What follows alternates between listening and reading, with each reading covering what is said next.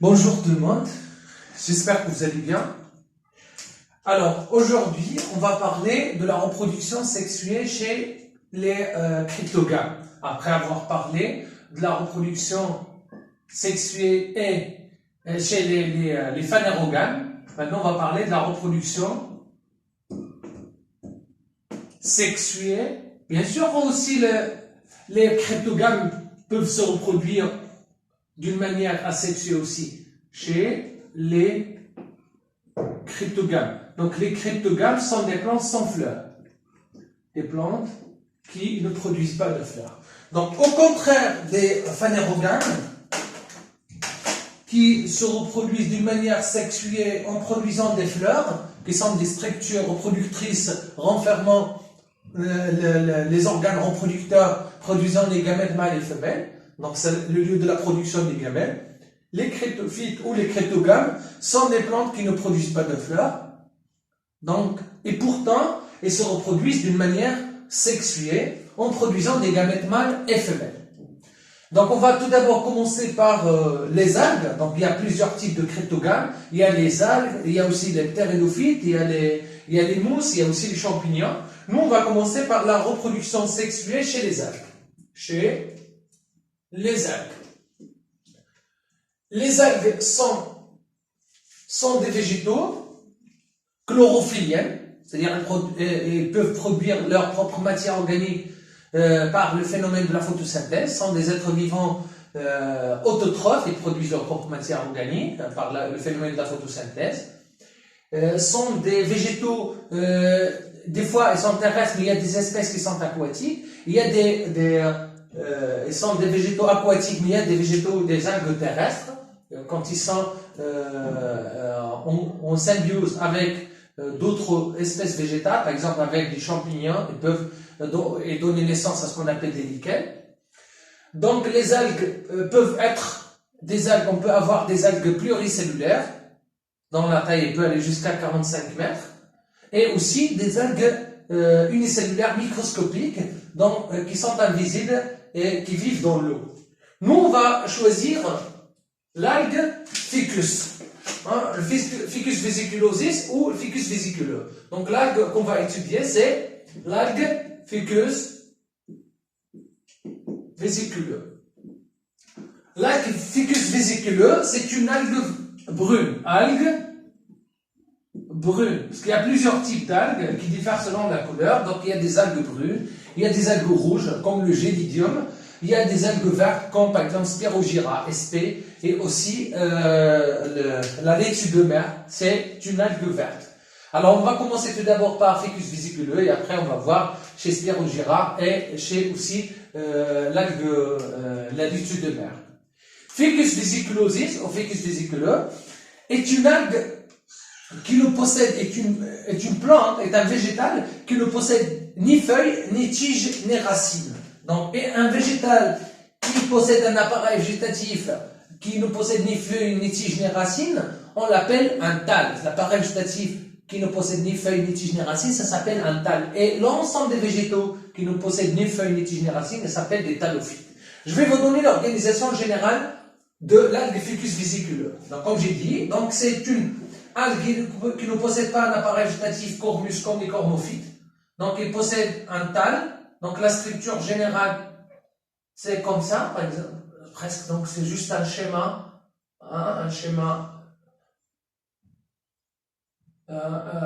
approximatif de l'algue.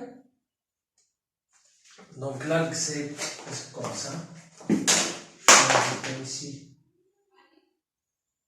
Alors là, c'est le stipe qui va porter, et à l'extrémité, on va trouver ce qu'on appelle un crampon. Donc le crampon, c'est l'organe qui va permettre la fixation de l'algue ficus vésiculeux sur un substrat. Donc le substrat, par exemple, un rocher. Donc on va ici trouver un rocher sur lequel l'algue va se fixer grâce au crampon. Donc il ne possède pas de racines, ce sont des crampons. Des fois c'est un disque qui va permettre la fixation de l'algue, un crampon qui va permettre la fixation de l'algue. Et ici ça s'appelle stipe de l'algue, c'est pas une tige, c'est juste une stipe. Stipe de l'algue. Et à l'intérieur du stipe, on va trouver une nervure médiane qui va permettre l'acheminement et bien sûr la circulation de la sève produite ou de la sève brute ou élaborée par l'algue, parce qu'il fait la photosynthèse, donc la sève va être aussi circulée à l'intérieur du stipe et puis à l'intérieur des frondes. Ce sont des feuilles, hein. C'est comme des feuilles, mais ce ne sont pas des feuilles, ce ne sont pas des vraies feuilles, mais elles ressemblent aux feuilles. On va l'appeler des frondes. D'accord? Nous avons ici, là, la même chose, c'est la nervure, et la même chose ici. Alors, on va trouver aussi, à l'intérieur de ces frondes, alors je vais l'appeler ici fronde, fronde de l'algue. Et à l'intérieur du fronde, on va trouver des structures appelées des flotteurs. Des flotteurs, ce sont des vésicules gazeuses, ce sont des aérocystes. Aérocystes, c'est-à-dire des vésicules remplis d'air, plus l'azote. C'est de l'air qui est riche en azote. Alors, quel est le rôle de ces structures-là? Ce sont des structures qui vont maintenir l'espèce debout et qui vont permettre à l'espèce de se maintenir et rester fixée et atteindre le maximum de lumière pour qu'il puisse absorber et capter le maximum de lumière et bien sûr ne pas se pencher dans l'eau. On va appeler des aérocystes. Ce sont des flotteurs. Ce sont des flotteurs ou des vésicules gazeuses. Donc voilà, je vais mentionner ici quelques flotteurs, ici. Hein, ils sont remplis de gaz. Ils vont permettre à l'algue de flotter dans l'eau. D'accord? Ce sont je vais l'appeler des flotteurs. D'accord? Ce sont des flotteurs ou on appelle aussi des aérocystes. Aérocystes, donc c'est pour permettre à l'algue de flotter dans l'eau et de capter le maximum de lumière. Et là, ça s'appelle une nervure médiane. Nervure médiane. Alors, là, j'ai pas encore schématisé ou déterminé est-ce que c'est un tal, ça s'appelle un tal. Est-ce que c'est un tal mâle, un pied mâle ou un pied femelle? Alors, les deux, que ce soit mâle ou femelle, elles portent sur les extrémités ici des structures reproductrices, que ce soit un pied mâle ou un pied femelle, et va porter sur ces extrémités, à la période de la reproduction toujours, à la période de la reproduction, elle va porter des structures appelées des réceptacles. D'accord? Ce sont des réceptacles, ce sont des structures reproductrices. Je vais les schématiser comme ça. Donc ce sont des réceptacles. Je vais essayer de schématiser quelques réceptacles. Alors là, un réceptacle. Ici, je vais schématiser un autre réceptacle ici. Alors voilà. Un autre réceptacle. Peut-être un réceptacle mâle ou femelle, ça dépend du type du tal. Généralement, l'algue ficus vésiculeux est une espèce ou est un végétal dioïque, est une espèce dioïque, c'est-à-dire il y a un pied mâle et un pied femelle. C'est-à-dire les sexes sont séparés. Le sexe mâle et le sexe femelle sont séparés. Donc je vais schématiser un autre aussi, ici. Pardon.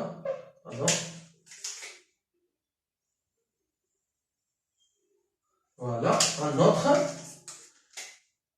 autre réceptacle. Alors, la différence entre les réceptacles mâles et femelles et le pied mâle et le pied femelle, c'est au niveau du réceptacle. Donc, si le réceptacle est verdâtre, ça va être un réceptacle femelle. Et si le réceptacle est rouge-orangé, ça va être un réceptacle mâle. D'accord? Alors, c'est ça la différence. Donc, on peut déterminer est-ce que c'est un réceptacle mâle ou femelle juste à partir de la couleur des extrémités qu'on appelle des réceptacles ou des structures reproductrices. Ça s'appelle un réceptacle. C'est qui est une structure reproductrice. Structure reproductrice. D'accord? Le réceptacle.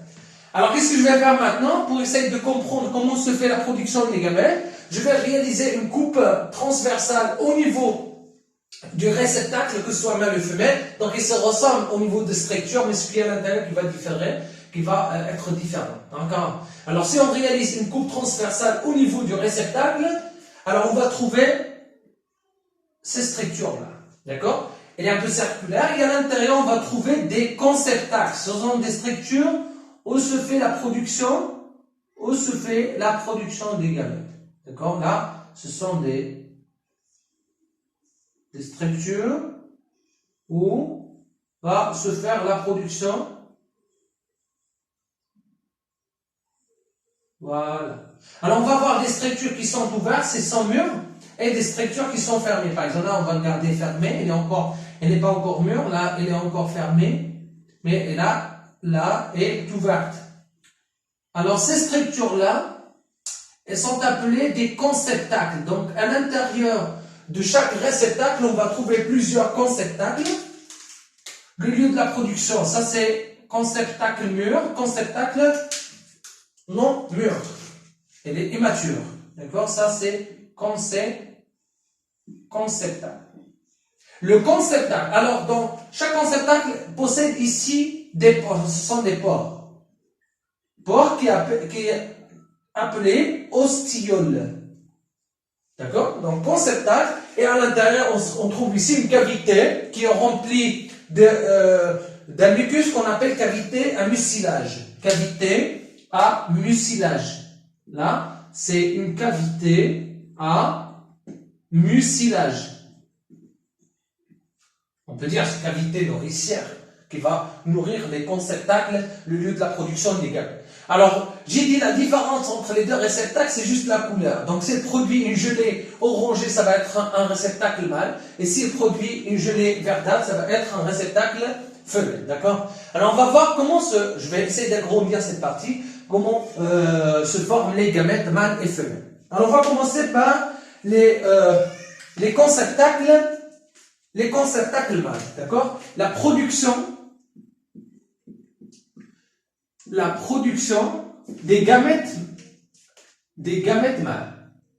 La production des gamètes mâles qui va se faire au niveau du conceptacle mâle. Au niveau du conceptacle mâle. Alors, je vais essayer de schématiser le conceptacle mâle. Alors, il est comme ça, donc. Voilà. Donc, nous avons l'ouverture qui va permettre la libération des gamètes après la production, lors de la maturité. Donc, à la maturité, il va y avoir la production des gamètes. Et leur libération à travers cette ouverture qui s'appelle l'ostiole. Donc, c'est l'ouverture qu'on va appeler ostiole, que je vous ai montré tout à l'heure ici. Voilà l'ostiole, soit il est ouvert, soit il est fermé. Donc il s'ouvre, dans la maturité il s'ouvre, et quand les conceptacles sont encore immatures, il se trouve encore fermé. Et le conceptacle, il possède deux parois, ce qu'on appelle parois du conceptacle. Voilà, paroi, elle est double pour protéger le conceptacle. Voilà, on va l'appeler paroi du conceptacle. Paroi du conceptacle. Paroi du conceptacle, et ça s'appelle méristoderme, là, cette partie. Donc, il y a aussi une autre structure là. Ce sont des parois, ça s'appelle ça le méristoderme. Méristoderme. Et là, ça s'appelle médula. La médula, d'accord? Méristoderme. Et là, on va l'appeler la médula. La médula, c'est-à-dire la structure qui va entourer, ce sont des cellules aussi, qui va entourer le conceptacle. Ça, c'est le conceptacle mâle. Et à l'intérieur du conceptacle, on va trouver deux types de poils, deux types de filaments. Des poils stériles, voilà, ils sont là. On peut même les trouver à l'extérieur, qui quittent l'ostiole, à travers l'ostiole, ça. Voilà. Alors, des fois, on va trouver des poils qui sont stériles et des poils qui sont fertiles. Là, on va trouver qui vont porter, ça s'appelle une pédicelle qui porte une cellule mère à l'intérieur, on va l'appeler l'osphère. Cette cellule mère est contenue à l'intérieur de ce qu'on appelle l'ougone. Ça, c'est une pédicelle. Je vais l'appeler pédicelle. Hein, c'est comme une tige qui va porter l'ougone. Et ça, on va l'appeler ougone. D'accord? Ça s'appelle ou. Alors, on va l'appeler ougone ou aussi oocyste. Oocyste. C'est la même chose. Donc, ougone ou oocyste. Et à côté, on va trouver un filament. Bien sûr qu'il y a un filament qui est fertile. D'accord? Un filament fertile, aussi autre. Je vais schématiser. Un autre qui a, dont la cellule, déjà, c'est divisé pour donner 8 cellules. 1, 2, 3, 4, 5, 6, 7, et l'intérieur 8. Donc, c'est aussi le gone avec un filament. La même chose ici, un autre, avec pédicelle, avec l'ougone. 1, 2, 3, 4, 5, 6, 7 et à l'intérieur 8. Donc, c'est aussi un, voilà, filament. Et la même chose ici. Voilà. Ça, c'est la structure, pardon, je suis désolé, ça. C'est, on parle ici de femelle. Désolé. Hein. Le conceptacle femelle. Je me suis trompé, j'ai dessiné le conceptacle femelle. Ça s'appelle un conceptacle femelle. Alors, le concept, à l'intérieur du conceptacle femelle, on va trouver deux types de filaments. Donc, des filaments qui sont stériles. Alors, je vais l'appeler ici filament stérile, par exemple ça. Alors, je vais l'écrire ici. Filament stérile. Voilà. Filament au poil stérile. Filament stérile. Ou des filaments fertiles qui portent ici des ogones. Hein, des ogones là où il y a la cellule mère qui va produire les gamètes. Donc, paroi. Et qui va produire le gamète femelle, d'accord? Ça, c'est la structure du conceptacle femelle. Donc, pour la structure du conceptacle mâle, je vais le dessiner ici. Toujours, on parle du ficus vésiculaire. C'est presque la même chose, la même structure, ce qui diffère, ce qui est à l'intérieur, hein, la production des gamètes. Alors, pour le conceptacle mâle, la même chose, donc nous avons presque la même structure. Alors là, nous avons le spermoderme, ou la paroi, ce qu'on appelle méristoderme, pardon, et avec le méristoderme, avec le double paroi du conceptacle, et la médulla. D'accord? Et à l'intérieur, ça c'est l'ostiole qui va permettre la sortie, la libération des gamètes. Et à l'intérieur, on va trouver des filaments. Hein, des filaments aussi. Donc deux types de filaments, la même chose. Des filaments qui sont stériles et des filaments qui sont fertiles. Alors je vais schématiser quelques filaments stériles et quelques filaments fertiles. Alors là, je fais... Alors là, un autre filament.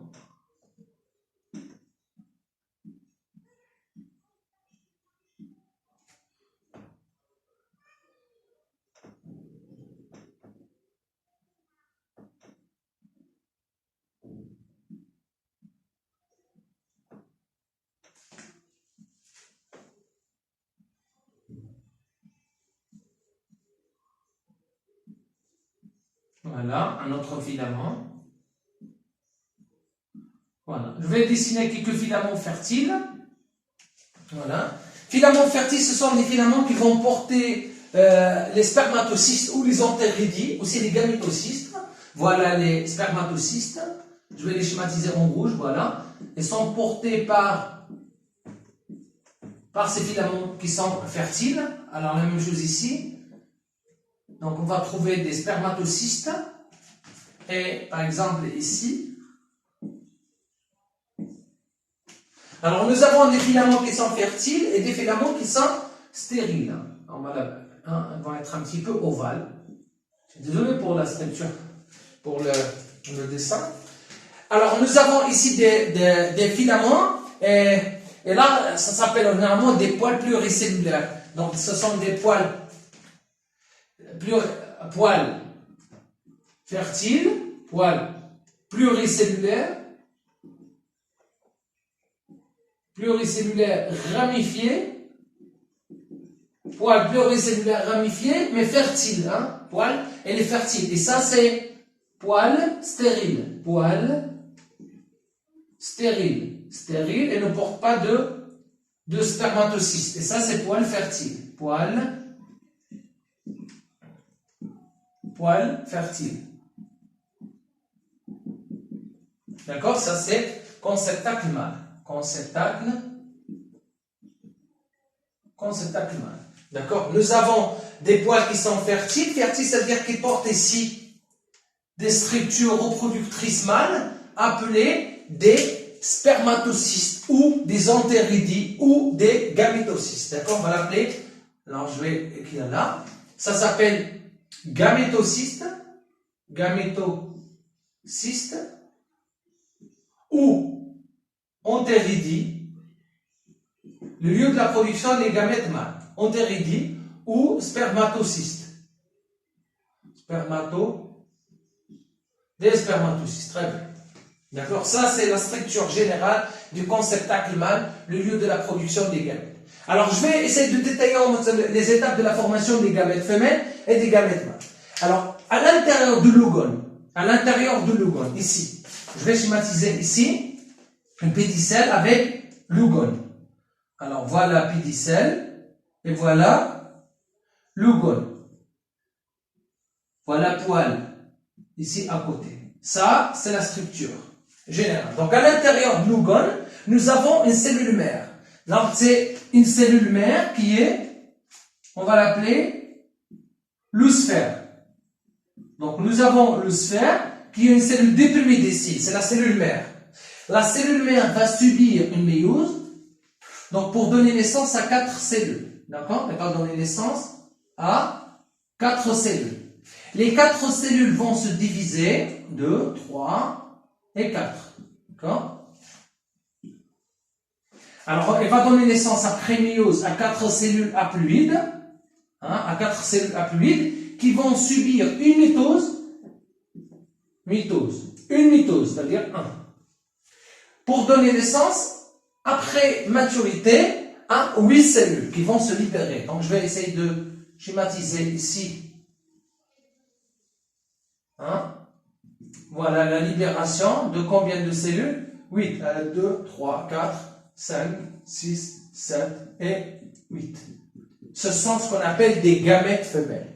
Donc, c'est ça, ce sont des gamètes femelles. Voilà les étapes de la formation des gamètes femelles à l'intérieur du conceptacle femelle. À partir d'une cellule mère deuxième qu'on appelle l'oosphère, qui va subir une méiose pour donner naissance à 4 cellules haploïdes. Ces 4 cellules vont subir une mitose, chaque cellule va subir une mitose pour donner naissance à 8 cellules qui vont se libérer après ouverture de l'ougone. L'ougone, c'est ici. Ça s'appelle ougone. On l'appelle ougone ou oocyste, que je l'ai écrit tout à l'heure. Donc, quand il s'ouvre, elle va donner naissance à 8 gamètes haploïdes. Ce sont des gamètes haploïdes, d'accord? Pour la formation des gamètes mâles, donc on va essayer aussi de schématiser poils ramifiés, pluricellulaires ramifiés, d'accord? Qui portent, voilà, qui portent des spermatocystes. Voilà spermatocyste. Voilà spermatocyste, la même chose ici.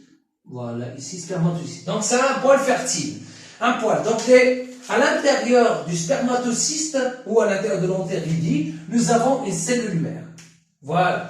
Ça s'appelle cellule mère. Je vais l'appeler ici. Cellule mère qui est diploïde. 2N. D'accord? Ça, c'est poil fertile. Poil fertile. Elle porte des spermatocystes. Ça, c'est spermatocyste. Alors, à l'intérieur du spermatocyste, il y a, c'est à la maturité, bien sûr. Ça, les spermatocystes, ils n'apparaissent qu'après la maturité. Donc, à la maturité, à l'intérieur des spermatocystes, il y a des, durant la période de la reproduction, durant la période de la production, les filaments ou les poils fertiles vont faire apparaître des spermatocystes qui contiennent à l'intérieur des cellules mères. Donc, ces cellules mères vont subir une méiose. Voilà, méiose. pour donner naissance à 4 cellules. D'accord? La méiose va donner naissance à 4 cellules. C'est-à-dire, à partir d'une cellule, on va avoir 4 cellules qui sont à l'intérieur. Ce sont des cellules haploïdes. 4 cellules haploïdes, N chromosomes, qui sont contenues à l'intérieur du spermatocyste. Alors, après ces 4 cellules vont subir 4 mitoses, pour donner naissance à 64 cellules. Ici, on va trouver 64. Voilà, je vais essayer de schématiser quelques cellules, mais le nombre, c'est 64. Pour donner naissance à 64 cellules haploïdes qui vont, après différenciation, donner naissance à ce qu'on appelle des gamètes mâles, qui sont des gamètes mobiles portant des flagelles. Ce sont des gamètes biflagellés parce qu'ils possèdent 2 flagelles. Regardez. Alors, le nombre de ces entérozoïdes, de ces gamètes mâles, est de 64 gamètes qui sont contenus à l'intérieur de ce qu'on appelle le spermatocyste. Spermatocyste. Donc, je répète, la cellule mère contenue dans le spermatocyste va subir une méiose pour donner naissance à 4 cellules haploïdes qui vont subir 4 mitoses pour donner naissance à 64 cellules appelées des spermatozoïdes ou des entérozoïdes qui sont contenues à l'intérieur du spermatocyste. Donc, à la maturité, les spermatocystes ou les entéridies vont s'ouvrir et vont libérer des entérozoïdes qui vont sortir à travers l'ostiole via une gelée orangée. La même chose ici, à la maturité, les oogones vont s'ouvrir et vont libérer des gamètes femelles, voilà les gamètes femelles, ils vont libérer des gamètes femelles qui vont quitter le conceptacle femelle via une gelée verdâtre, d'accord? Une gelée verte. Alors, quand ils sont libérés dans l'eau de mer, la même chose, les entérozoïdes sont libérés dans l'eau de mer et sont mobiles, les entérozoïdes. Chaque entérozoïde possède 2 flagelles. Hein, regarde, elle est comme ça, biflagellée. Alors, ces entérozoïdes vont être attirés par les gamètes femelles, parce que les gamètes femelles vont commencer à sécréter des substances chimiques appelées des phéromones. Ces substances vont attirer les gamètes mâles, les entérozoïdes, vers les gamètes femelles pour assurer la fécondation. Ce phénomène s'appelle le chimiotactisme. Alors, d'accord, les entérozoïdes vont trouver les gamètes femelles grâce au phénomène de chimiotactisme qui est dû à la sécrétion des phéromones par les gamètes femelles. Alors, quand il y a rencontre dans l'eau, donc c'est une fécondation qui va être dans l'eau de mer. C'est une fécondation externe. Cette fécondation va aboutir à la formation d'un zygote. Le zygote va commencer à se multiplier pour donner un filament qui va tomber en fond marin et qui va se fixer sur un rocher et va trouver un substrat et va se fixer et va subir encore et encore des mitoses pour donner naissance à un jeune thalle, ficus vesiculosus, d'accord? Et le cycle reprend. C'est ça le cycle général et la reproduction chez l'algue ficus vesiculeuse. Je vais essayer de vous montrer ou de vous schématiser le cycle de reproduction chez le ficus vesiculosus. Ficus vésiculeux. Alors, quand on dit cycle de vie ou cycle de reproduction, c'est-à-dire l'ensemble des phénomènes qui se succèdent lors de la reproduction chez une espèce, chez un être vivant. C'est-à-dire la production des gamètes, la fécondation, le développement embryonnaire et la croissance de l'espèce. D'accord? Ça, c'est le cycle de vie. Donc, il y a un ensemble de phénomènes biologiques, physiologiques qui se déroulent lors de la reproduction. Alors, l'espèce qui produit les gamètes, c'est le sporophyte. L'espèce végétale qu'on connaît, c'est le sporophyte. Donc, le sporophyte, c'est un végétal diploïde, 2 N. C'est pour ça qu'on va le représenter avec 2 traits. Donc, nous avons un sporophyte qui est le thalle, c'est le thalle, soit un thalle mâle, soit femelle. Le sporophyte, par exemple, je vais la considérer comme ça, c'est comme sporophyte mâle, et les diploïdes. Donc, le sporophyte mâle, dans les conceptacles, il y a des cellules mères, soit des oosphères, soit des cellules mères qui vont donner des entérozoïdes. Ces cellules mères vont subir une méiose. D'accord? Méiose, on va schématiser avec ces 2 traits. Donc, je vais écrire ici méiose. Méiose. Alors, la méiose va aboutir à la formation de 4 de gamètes. Donc, généralement. Après, non, généralement, pour les mâles, on va produire 4 pis après 3 mitoses, après 4 mitoses, on va avoir 64. Mais généralement, on va avoir, après myose, 4 gamètes. D'accord? De l'autre côté, nous avons un autre sporophyte. Donc, ça, c'est sporophyte mâle. Nous avons ici un sporophyte femelle. Donc, d'accord? Sporophyte femelle. Donc, sporophyte femelle, c'est aussi un 2N. Donc, il va produire, par méiose, il va produire des gamètes femelles. Je vais les schématiser en vert. Voilà. Voilà les gamètes après méiose.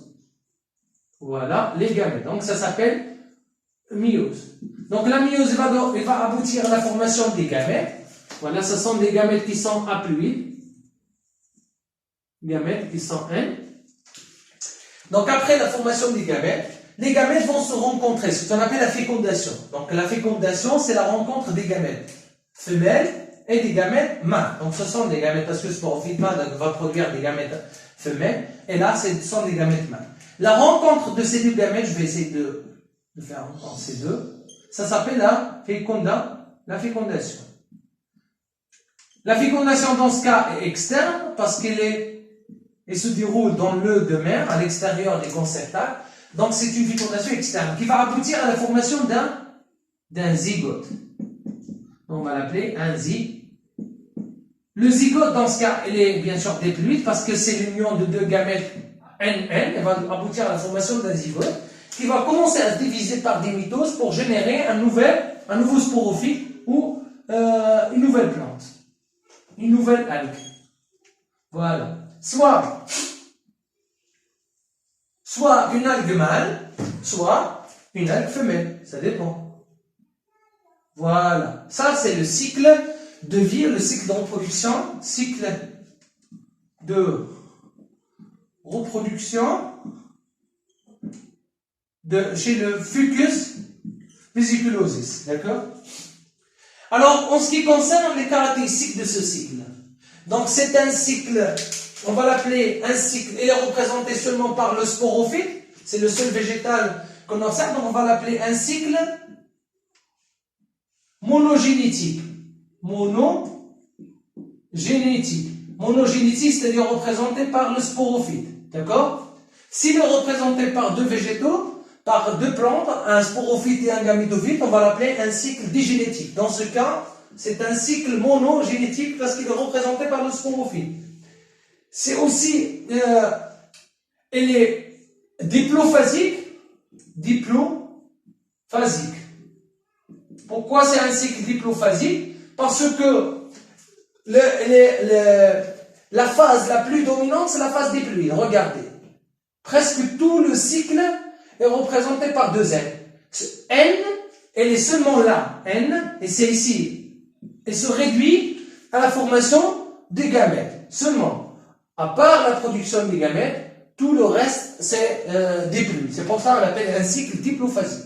Si le cycle était représenté par deux N et N, on va l'appeler un cycle haplodiplophasique. Maintenant, puisqu'il est représenté seulement par le cycle, par l'espèce diploïde, on va l'appeler un cycle diplophasique.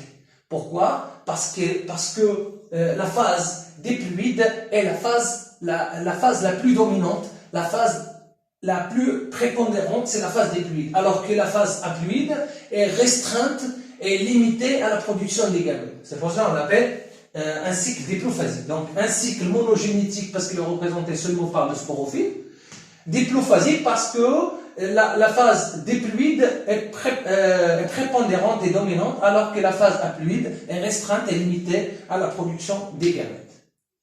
Alors ça, c'est en ce qui concerne la reproduction sexuelle, la production des gamètes, la fécondation et le cycle de développement chez l'algue Ficus vesiculosis. Alors on va voir après la reproduction sexuelle chez l'algue Spirogyra, et après on va voir chez l'algue la laitue de mer ou l'Actuca, chez l'algue verte.